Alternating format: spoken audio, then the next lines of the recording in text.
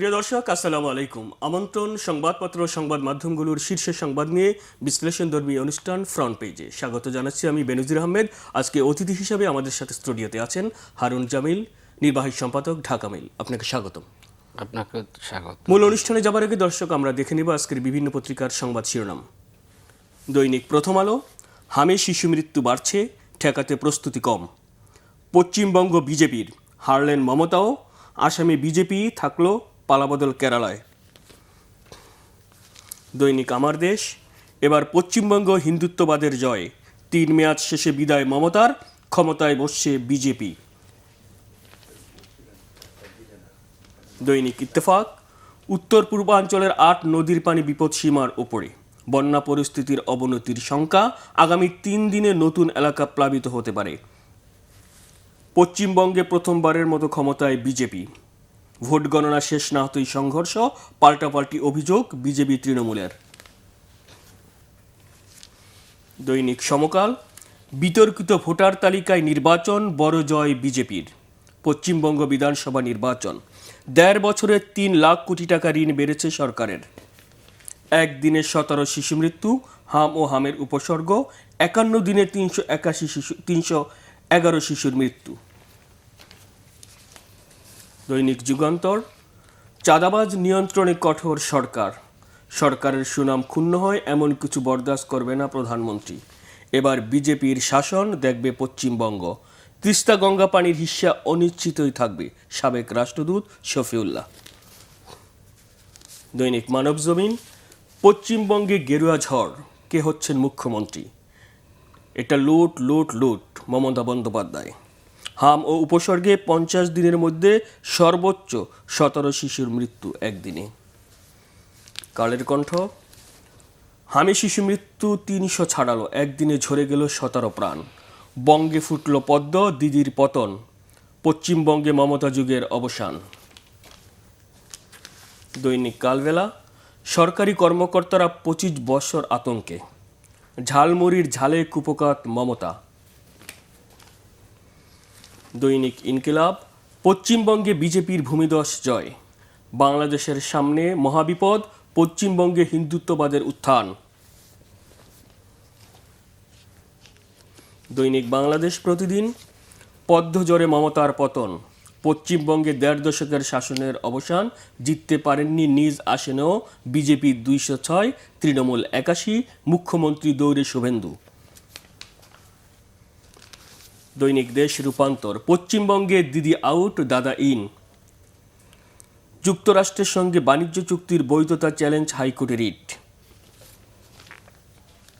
দৈনিক নয়া দিগন্ত, পশ্চিমবঙ্গে বিজেপির জয়, 6 গ্রুপের ঋণ কেলেঙ্কারিতে টালমাটাল অর্থনীতি, ব্যাংক খাতের মহালুট।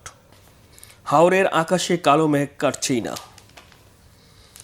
দৈনিক বণিক বার্তা, পশ্চিমবঙ্গে এককভাবে সরকার গঠনের পথে বিজেপি।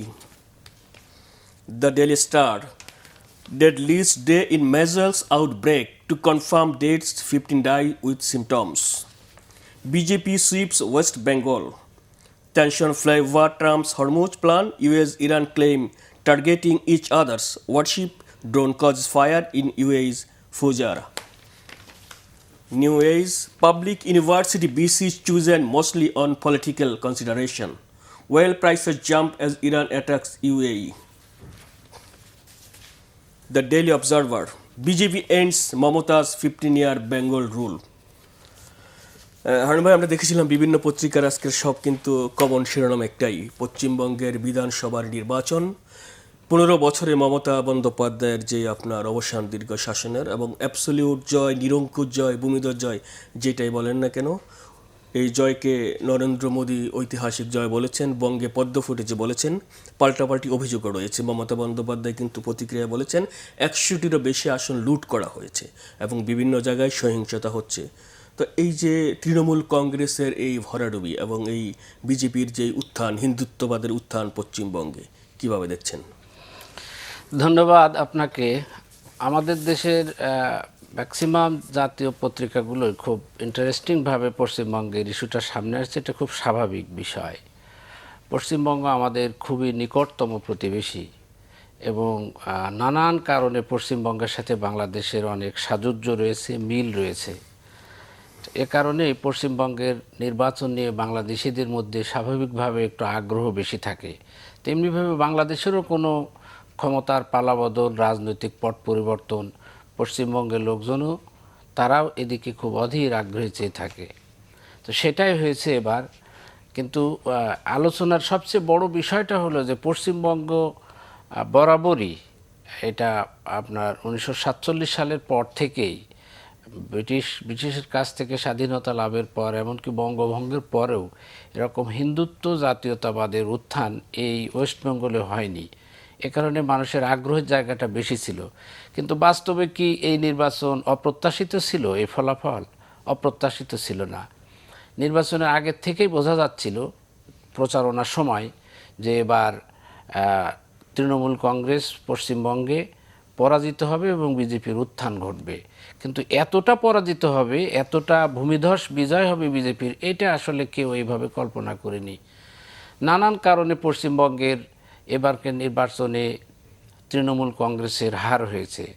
প্রথম কথা হলো যে 2011 সালের পরে এই টানা 3বার এবার হ্যাট্রিক হতো। তৃণমূল কংগ্রেস যদি সরকারে যেত তাদের হ্যাট্রিক হতো, তারা 4বারের মতো ক্ষমতা যেত। কিন্তু সেটা হয়নি, এটা বোঝা যাচ্ছিল নানান কারণেই। এটার মমতা বন্দ্যোপাধ্যায় তৃণমূল কংগ্রেসের হারের আগে আমরা যদি একটু বিশ্লেষণ করি, আসলে বিজেপি শুধু পশ্চিমবঙ্গে না, আমাদের নিকটবর্তী পাশেরই আসামেও কিন্তু বিজেপি আগেই রয়েছে, এবারও আবার বিজেপির হাল রয়েছে এভাবে। 28 বছরের মতো কিন্তু গুজরাটে বিজেপি, এ টানা 3বার ছাড়াও 28 বছর ধরে কিন্তু বিজেপি গুজরাটের ক্ষমতায়। তো এই যে হিন্দুত্ববাদের যে উত্থান, হিন্দু জাতীয়তাবাদের যে উত্থান, এটা অনেক আগে থেকেই এটা একটা প্রিপারেশন নিয়ে ধীরে ধীরে ধীরে ধীরে এই জায়গায় আসছে। এটার কারণটা কি? এটার সবচেয়ে বড় মোস্টলি কারণ যেটা, সেটা হলো অনেকেই বিশ্লেষণ করতেছে যে আমাদের ওয়েস্ট বেঙ্গলে মুসলিম কার্ডটা নিয়েই সব সময় তৃণমূল কংগ্রেস বা কংগ্রেস এটা এই মুসলিম কার্ডটা খেলে। যেরকম আমাদের এখানে অনেক সময় বলা হয় যে হিন্দু ভোটারদেরকে কার্ডটা এখানেও খেলা হয়। তো এটা আসলে কতটুকু প্রভাব ফেলেছে, এটা একটা বড় বিষয় বর্তমান এই ইলেকশনের ক্ষেত্রে। এটা তো বটেই, পশ্চিমবঙ্গে মুসলমানদের সংখ্যা 30%, ভোটার সংখ্যা 6,80,00,000। তো এবারকার নির্বাচনে যে প্রশ্নগুলো আসছে, সে প্রশ্নের অনেকগুলো মোটা দাগে যেগুলো দেখা গেছে, এবার নির্বাচনটা ওখানে নির্বাচনের যে সিস্টেম, সেই সিস্টেমটাকে কিন্তু আসলে ওরকম রাতের ভোট দিনে, দিনের ভোট রাতে করা সম্ভব না। কিন্তু অনেকটা ইঞ্জিনিয়ারিংয়ের ক্ষেত্র। এমনিই তৃণমূল কংগ্রেসের জনপ্রিয়তায় ধস নামছে। মানুষ হয় কি, মানুষ একটা লম্বা সময় একটা সরকারের সাথে একটা সরকার যদি পরিচালনা করে, তাহলে মানুষের ভিতরে, জনগণের ভিতরে এক ধরনের একঘেয়েমি আসে, মানুষ একটু চেঞ্জ চায়। এখানে মজার ব্যাপার হলো শুভেন্দু অধিকারী কিন্তু তৃণমূল কংগ্রেসেরই ছিল, একসময় তৃণমূল কংগ্রেসে ছিল, এবং 2020 সালে মাত্র 5-6 বছর আগে তৃণমূল কংগ্রেস থেকে ছেড়ে উনি মেদিনীপুরের ছেলে, উনি এই যে আপনার বিজেপিতে যোগদান করে। তারপর থেকে কিন্তু এই বিজেপি এখানে এই যে আপনার গত নির্বাচনে বিজেপি 3টা থেকে আসন 77টা হয়ে গেল। তখনই তো বোঝা যাচ্ছিল বিজেপি পশ্চিমবঙ্গে আসবে। তো সে আশাটাই আসছে। কিন্তু ধরেন এবার নির্বাচন হয়েছে 293টা সিটে, এর ভিতরে 206টা বিজেপি পেয়েছে, 81টা পেয়েছে তৃণমূল, কংগ্রেস 2টা পেয়েছে, সিপিএম 2টা, অন্যান্য 3টা। এইভাবেই এখন পর্যন্ত আমরা যা রেজাল্ট জানি। তো তৃণমূল কংগ্রেসের এই যে পরাজয়, এর অনেকগুলো মোটা দাগের কারণ হলো, একটা হলো যে মুসলিম ভোটটাই তারা সবসময় পাইতো, মানে তাদের পক্ষেই যেত, ওই ভাগসেই পড়তো। এবার সেক্ষেত্রে ব্যতিক্রম হয়েছে, এবং এবার মানে পশ্চিমবঙ্গের ইতিহাসে হাইয়েস্ট পরিমাণ ভোট পড়েছে। যখন 90%, 92% ভোট পড়ছে, তখনই কিন্তু একটা ফোরকাস্ট করা গেছে যে এবার বিজেপি আসবে। এবং এখানে মোট ভোটার সংখ্যার ভিতরে আপনার অর্ধেকের বেশি হলো নারী। মোট নারীদের ভোটের ভিতরে এই মেজরিটি পার্সেন্ট সবসময় তৃণমূল পায়, কিন্তু এবার দেখা গেছে যে তাদের ভিতরে মোটা একটা অংশ মানে মেজরিটি অংশ চলে গেছে বিজেপির দিকে। মুসলমানদের যে 30% ভোটার, এর ভিতরে ম্যানিপুলেশন হয়েছে।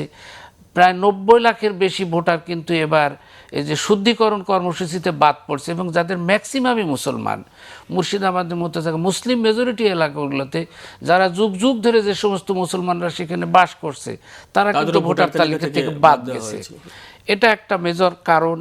এটা যদি এই ভোটাররা থাকতো তাহলে তৃণমূলের আসন কিন্তু আরও কিছু বাড়তো।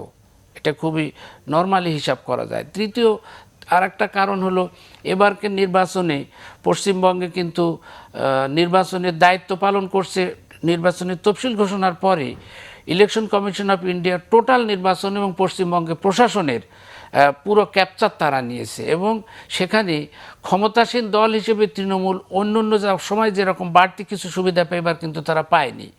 এবার তৃণমূলকে বরং তারা এক ধরনের আবদ্ধ করে রাখা মতো রাখছে, এবং সেখানে 2,40,000 নিরাপত্তা কর্মী কেন্দ্রীয়ভাবে আইন শৃঙ্খলা বাহিনী সেখানে নিয়োগ করা হয়েছে, এবং তারা মোটামুটি তারা অন্য রাজ্যের, তারা অপরিচিত লোক ছিল। এগুলো নির্বাচনে একটা মোটা দাগে প্রভাব ফেলছে। এগুলো এক ধরনের কেন্দ্রীয় সরকারের যে কন্ট্রোল, সেখানে ওয়েস্ট বেঙ্গলে এটা ছিল। দ্বিতীয় আর একটা বিষয় হলো যে মমতা ব্যানার্জির কিছু বদনামও হয়েছে, যেরকম ওনার মানে নিকটাত্মীয় লোকজন যারা, তাদের দুর্নীতির খবর ছিল। তারপর ওখানে কিছু নারীদের উপরে যে একজন ডাক্তার মারা গেল, সেখানে বিশাল আন্দোলন হলো। সেখানে মমতা ব্যানার্জি ফেল করছে অনেক দিন, প্রায় 2 সপ্তাহ ধরে টানা আন্দোলন হয়েছে। এগুলো মানুষের ভিতরে নানানভাবে ইফেক্ট করেছে। দ্বিতীয় কথা হলো যে মমতা ব্যানার্জির কিছু কল্যাণমূলক কাজ ছিল, পাশাপাশি বেকারত্ব এবং দারিদ্র্য বিমোচন না করতে পারা, বিপুল পরিমাণ বেকার মানুষের ভিতরেও ক্ষোভ ছিল, পুঞ্জীভূত ক্ষোভ ছিল, সেটাও মমতা ব্যানার্জির এগেনস্টে গেছে। মুসলমানদের যে ভোটটা 30% ভোট বলা হয়, সেখানে মুসলমানদের ভিতরে সরকারি জনসংখ্যার 30% হলো, ওয়েস্ট বেঙ্গলে মুসলমান চাকরিজীবীর সংখ্যা মাত্র 1.5%। মুসলমানদের ভিতরেও একটা ক্ষোভ ছিল, যদিও তারা মোটা দাগে কিন্তু তৃণমূলের সাথেই ছিল। বিজেপির এই সমস্ত টেকনিক্যালগুলো বিষয় বিবেচনা করে বিজেপি খুব কারেক্টলি এই সমস্ত জায়গাগুলো অ্যাড্রেস করেছে, এবং গত নির্বাচনে পশ্চিমবঙ্গের উত্তরাঞ্চলীয় জেলাগুলোতে কুচবিহার, জলপাইগুড়ি, দার্জিলিং এই এলাকাগুলোতে বিজেপি খুব উত্থান ঘটছিল। বিজেপি ওই সব জায়গায় বেশি আসন পেয়েছে। এবার দেখা গেছে তৃণমূলের যে সমস্ত ঘাঁটি এলাকা, যেরকম 24 পরগনা, হুগলি, তারপরে দক্ষিণ 24 পরগনা, কলকাতার আশপাশের এলাকাগুলোতেও কিন্তু বিজেপি ব্যাপক পরিমাণ ভোট পেয়েছে এবং আসনও পেয়েছে। এমনকি ভবানীপুরে মমতা ব্যানার্জি নিজেই 15,000-এর মতো ভোটে শুভেন্দু অধিকারের কাছে হারছে। এই উত্থানটা অনেকে বলার চেষ্টা করছে যে বাংলাদেশের নির্বাচনের বিষয়টা অনেক ভিতরে প্রভাব ফেলছে। আসলে বিষয়টা এরকম না।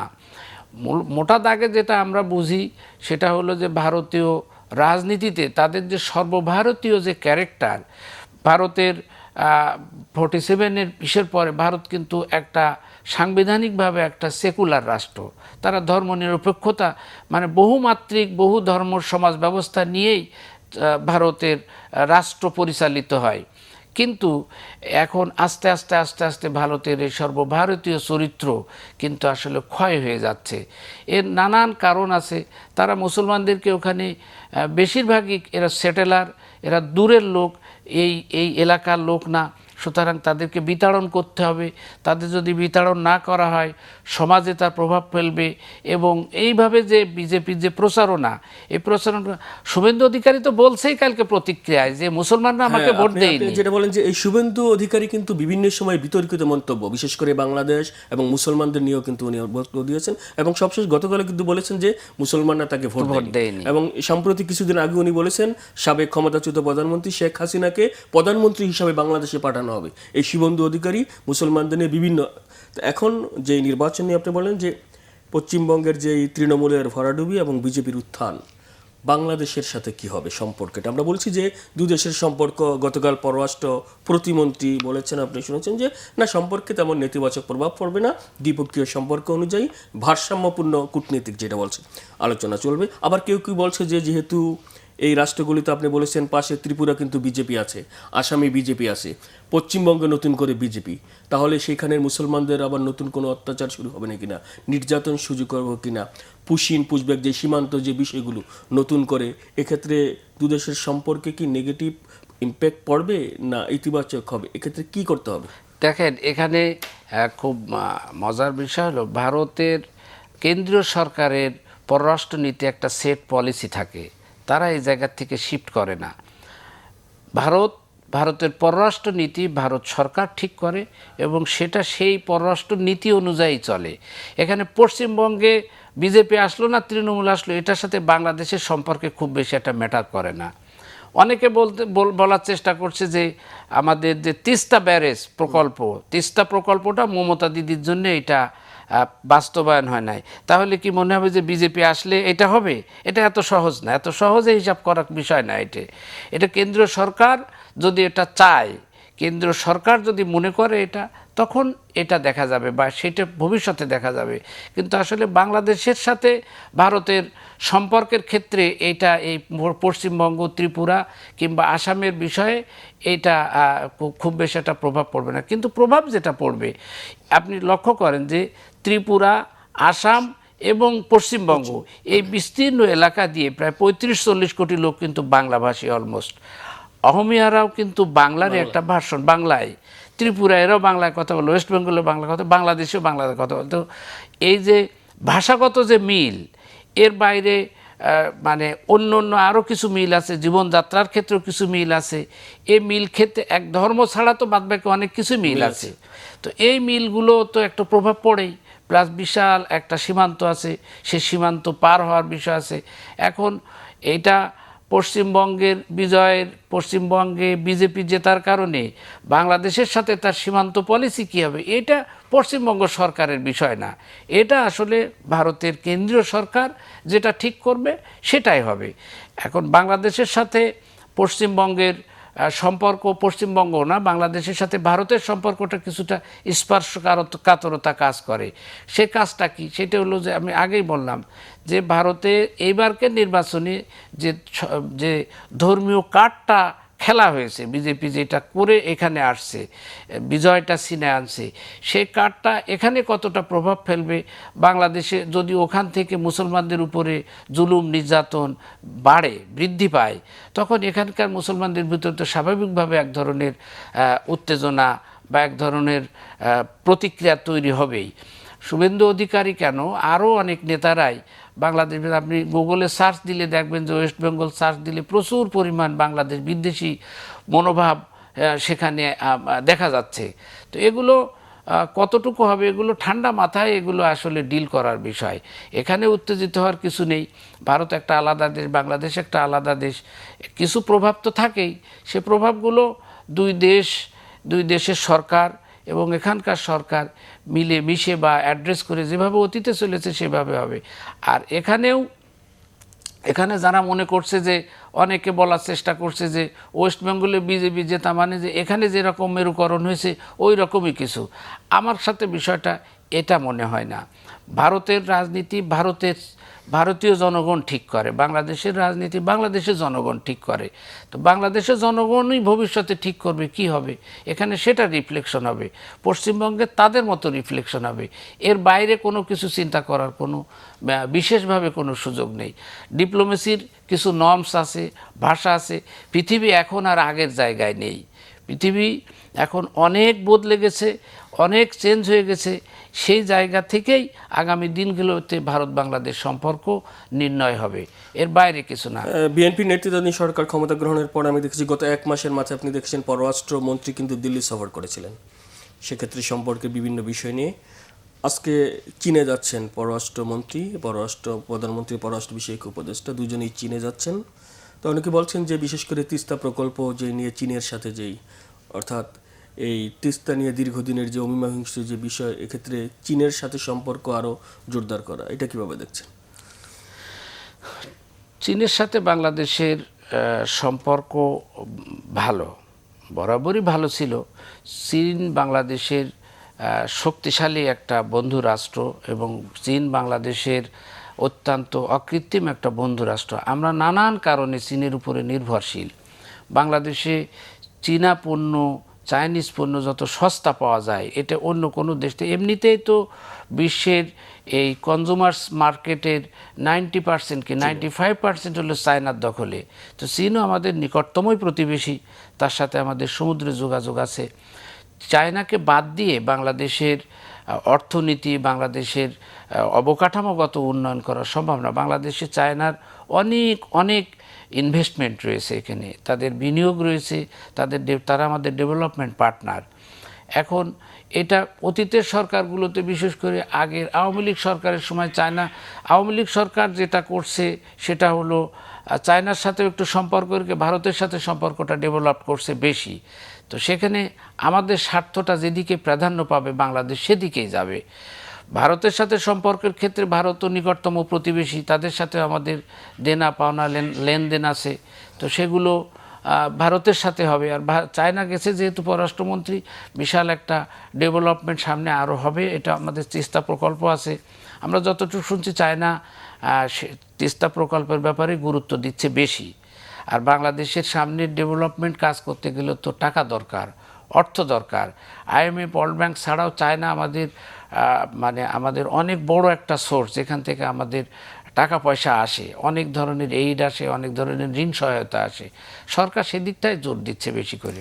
একটা বিষয় হচ্ছে বাংলাদেশ যুক্তরাষ্ট্রের সম্প্রতি যে বাণিজ্য চুক্তি হয়েছে, আপনি দেখেছেন, এই নিয়ে আলোচনা হচ্ছে, সমালোচনা হচ্ছে। আজকে মার্কিন বাণিজ্য প্রতিনিধি দল ঢাকা আসছে, তারা 2 দিন থাকবে 5 থেকে 7 মের মধ্যে, এবং তারা বিভিন্ন স্টেক হোল্ডার বৈঠক করবে। তো এই যে বাণিজ্য চুক্তি নিয়ে যুক্তরাষ্ট্রের সাথে আমরা দেখেছি যে বিভিন্নভাবে বলা হচ্ছে গোপন চুক্তি হয়েছে এবং সেগুলোতে বাংলাদেশ ক্ষতিগ্রস্ত হবে। সরকারের পক্ষ থেকে কিন্তু বিষয়টি নিয়ে এখনও স্পেসিফাইড সুনির্দিষ্টভাবে কোনো কিছু বলেনি, এবং আজকে আছে সেই প্রতিনিধি দল। এই বিষয়টা কীভাবে দেখছে? শোনেন, রাষ্ট্র পরিচালনা করা আর বক্তৃতা করা আর এটা ওটা লেখা এক জিনিস না। যারা রাষ্ট্র চালায় তারা জানে কার সাথে সম্পর্ক কতটা ডেভেলপ করতে হয়। বৈশ্বিক এই প্রেক্ষাপটে আপনি আমেরিকাকেও আপনি এটা দূরে ঠেলে দিতে পারবেন না, তাদের সাথে সম্পর্ক উন্নয়ন করতে পারবেন না, এরকম না। এখন একটা ইন্টারিম সরকার ছিল, তারা এটা ক্ল্যারিফাই করে যেতে পারেনি, এই জন্য নানান ধরনের প্রশ্ন আসছে। নতুন সরকার আসছে, তারা দেখবে যে তাদের সাথে চুক্তির কোনো অসংলগ্নতা আছে কিনা, রিভাইজ করা যায় কিনা। নিশ্চয় কোনো চুক্তিতে যদি কোনো অসংলগ্নতা থাকে, বৈপরীত্য থাকে, ভারসাম্যহীনতা থাকে, সেগুলো লেখার সুযোগ আছে। আর সেটা যদি হয়, সেটা দেখবে। বাংলাদেশের সাথে আমেরিকার সম্পর্ক আগে ছিল না, আগের সরকারের সময় ছিল, অতীতের সরকারগুলোর সময় ছিল। সে সম্পর্ককে বাংলাদেশ এটা এটা এটা জারি রাখবে, এটাই স্বাভাবিক ব্যাপার। তো আগের সরকার করেছে, এ সরকারও এটা করবে। অতীতে যারা ছিল তারাও করছে, যারা আসছে। আমেরিকা আমাদের গার্মেন্টসের একটা বড় বাজার। আমেরিকায় বাংলাদেশের প্রচুর পরিমাণ শিক্ষার্থী যায়, বাংলাদেশের প্রচুর পরিমাণ লোক এখন আমেরিকার বিভিন্ন জায়গায় কাজকর্ম করে। এবং বলতে গেলে আপনি যে বাংলাদেশে আপনি বেশিরভাগ মানুষের বলেন যে আমেরিকা একটা স্বপ্ন দেশ, স্বপ্ন রাজ্য, তো স্বপ্ন দেশ। তো সেখানে তো তাদের সাথে সম্পর্ক তো আপনি দূরে রেখে কিছু করতে পারবেন না। দ্বিতীয় কথা হলো যে স্ট্র্যাটেজিক্যাল যে বিষয়গুলো আছে, বাংলাদেশের ভৌগোলিকভাবে বাংলাদেশের যে অবস্থান, দক্ষিণ পূর্ব এশিয়ার দেশগুলোর সাথে আমেরিকার যে সম্পর্ক, আমেরিকা বাংলাদেশকে সেভাবেই বিবেচনা করে, এখানকার ডেভেলপমেন্ট, এখানকার কাজ, এখানকার সব কিছুতেই। তো সেভাবেই সম্পর্কটা নির্ণয় হয়েছে, সেভাবেই সম্পর্কটা নির্ধারণ হবে। আমেরিকার বাণিজ্য প্রতিনিধি দল আসছে, বাংলাদেশের সরকারের সাথে কথা বলবে, আমাদের প্রতিনিধি দল তাদেরকে কথা বলবে, এভাবেই তো বিনিময় হবে। এটার ভিতরে দোষ কারণ খোঁজার আসলে খুব যৌক্তিক মোটা দাগে কোনো কারণ আছে বলে আমার মনে হয় না। একটা বিষয় হচ্ছে, আপনি জানেন যে হামের প্রাদুর্ভাব কিন্তু ঠেকানোই যাচ্ছে না। গত 24 ঘন্টা অর্থাৎ একদিনে 17 জন সর্বোচ্চ, গতকাল যে আজকে মারা গেছে। সরকারের পক্ষ থেকে বলা হয়েছে, স্বাস্থ্যমন্ত্রী বলেছেন যে পদক্ষেপ নেওয়া হচ্ছে পরিস্থিতি, এবং এক্ষেত্রে বলা হয়েছে যে দীর্ঘদিন টিকা না দেওয়া, বিশেষ করে আওয়ামী লীগ এবং ইন্টারিম গভর্নমেন্টের সময় টিকার যে গাফিলতি ছিল, এবং ইউনিসেফ সতর্কও করেছিল এ বিষয়ে। এখন কিভাবে এটা আসলে কিভাবে সম্ভব? এটা খুবই দুঃখজনক। আমাদের স্বাস্থ্য সেক্টরের একটা মারাত্মক রকম ত্রুটি এবং দুর্বলতা এটা। আমাদের হাম, যক্ষ্মা, হুপিং কাশি, ডায়রিয়া এই রোগগুলো কিন্তু মাঝখানে প্রায় চলে গেছিল, বসন্ত পক্স যেগুলো, এগুলো নানান কারণে টিকা দেওয়ার পরে এগুলো আমাদের দেশ থেকে প্রায় বিলুপ্তির দিকে ছিল।